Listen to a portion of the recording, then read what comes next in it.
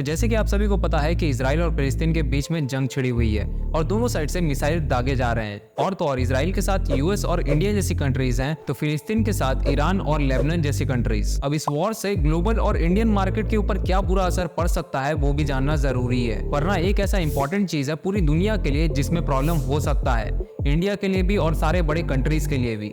आइए जानते हैं क्या है वो चीज, लेकिन उससे पहले अगर ये वीडियो आपको इन्फॉर्मेटिव लगे तो एक लाइक और एक सब्सक्राइब जरूर से करिएगा। तो जैसे कि रशिया यूक्रेन वॉर में दुनिया में एक प्रॉब्लम आई थी, द शॉर्टेज ऑफ व्हीट्स। तो इजराइल और फिलिस्तीन वॉर से दुनिया में एक चीज का शॉर्टेज हो सकता है, वो है ऑयल। जी हाँ, ईरान दुनिया का दूसरा लार्जेस्ट ओपीईसी प्रोड्यूसर है प्लस एक्सपोर्टर है और फोर्थ लार्जेस्ट प्रोड्यूसर है ऑयल का। ओपीईसी का फुल फॉर्म है organisation of petroleum exporting countries, जो कि एक ऑर्गेनाइजेशन है जिसे बनाया गया था 14 सितंबर 1960 बगदाद में। इसे 5 कंट्रीज ने मिलकर बनाया था, Iran, Iraq, Kuwait, Saudi Arabia and Venezuela. और इन पांचों ने मिलकर ये ऑर्गेनाइजेशन इसी के लिए बनाया था क्योंकि ये क्रूड ऑयल के मामले में रिचेस्ट कंट्रीज हैं।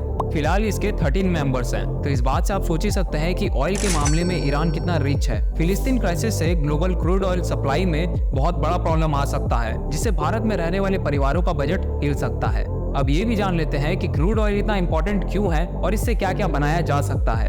क्रूड ऑयल इंपॉर्टेंट इसीलिए है क्योंकि ये एक मेजर सोर्स है एनर्जी का और एज रॉ मटेरियल काम करता है बहुत सारे प्रोडक्ट्स को बनाने में। इससे हम व्हीकल्स को पावर देते हैं, हीट और इलेक्ट्रिसिटी भी जनरेट करते हैं। प्लस जो हम एवरीडे प्रोडक्ट यूज करते हैं लाइक प्लास्टिक, पेंट्स, कॉस्मेटिक्स, लड़कियों का प्यारा, वो सब में क्रूड ऑयल एक मेजर रोल प्ले करता है। क्रूड ऑयल को हम एक और नाम से जानते हैं जो कि है पेट्रोलियम।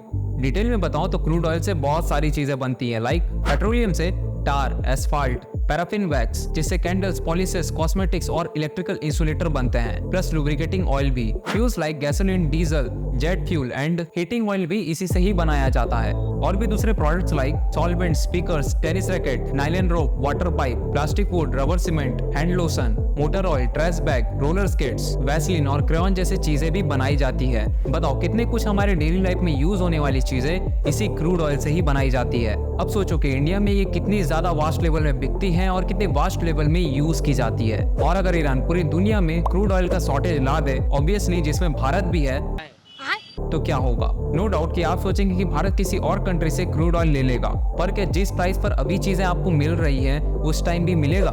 कुछ वीक्स पहले ही क्रूड ऑयल के सप्लाई में इंपैक्ट पड़ा है और प्राइस हाई हुआ है। पिछले फ्राइडे ब्रेंट क्रूड्स का प्राइस $2 से बढ़ा और फिलहाल $87 हो गया है पर बैरल। अब सोचोगे ब्रेंट क्रूड क्या है।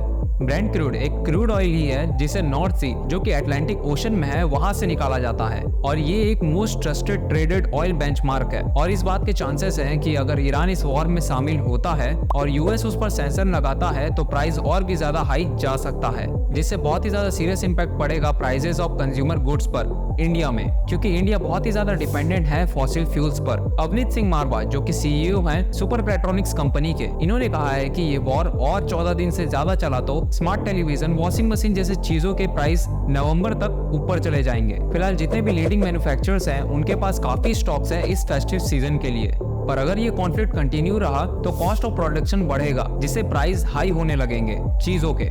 ऑयल प्राइस का बढ़ना मैन्युफैक्चरर्स को दो साइड से परेशान करता है। पहला, या तो वो प्लास्टिक का प्राइस बढ़ा दे, दूसरा या तो वो लॉजिस्टिक और सप्लाई कॉस्ट को बढ़ा दे। पहला, प्लास्टिक का क्या लेना देना, तो बता दूं तो जितने भी लार्ज साइज इलेक्ट्रॉनिक आइटम्स बनते हैं या होम अप्लायंसेस वो सब प्लास्टिक के ही होते हैं। और दूसरा कि large appliances like washing machine भी प्लास्टिक का ही होता है और इसमें तो टोटल मैन्युफैक्चरिंग कॉस्ट का 33% of cost of production plastic और डिलीवरी से ही निकलता है। तो दोस्तों ये था एक्सप्लेनेशन कि कैसे इस वॉर से पूरी दुनिया और इंडिया के ऊपर बुरा इफेक्ट पड़ सकता है। और अगर आपने अभी तक मेरी इजराइल फिलिस्तीन वॉर वाली वीडियो नहीं देखी है तो अभी देखो, क्योंकि उसमें मैंने इजराइल फिलिस्तीन हिस्ट्री से लेकर रिसेंट वॉर सब चीज को कवर किया है। और ये वीडियो आपको कैसी लगी मुझे कमेंट सेक्शन में बताना। और अगर आपने सब्सक्राइब कर ही लिया है तो साइड में नोटिफिकेशन का एक बेल होगा, उसे ऑल पर कर लेना ताकि आपको मेरे सारे आने वाली वीडियोस दिखाई दे। जय हिंद, जय भारत।